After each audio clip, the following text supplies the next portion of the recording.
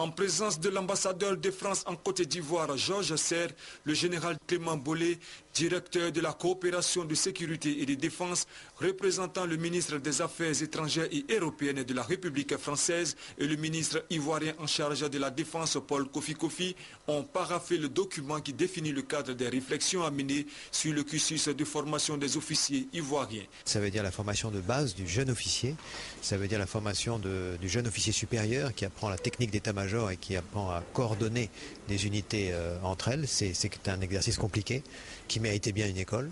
Et puis c'est le futur centre de réflexion stratégique de l'Afrique francophone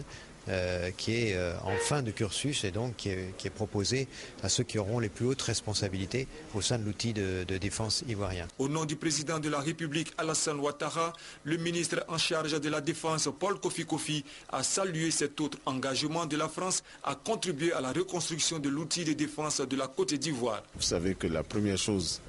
dans un pays qui reforme son armée, ce sont les hommes. Nous sommes donc très heureux de cet accord qui vient concrétiser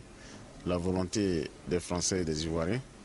d'aller dans le sens d'une réforme de son secteur de sécurité, mais surtout que notre armée ait des hommes compétents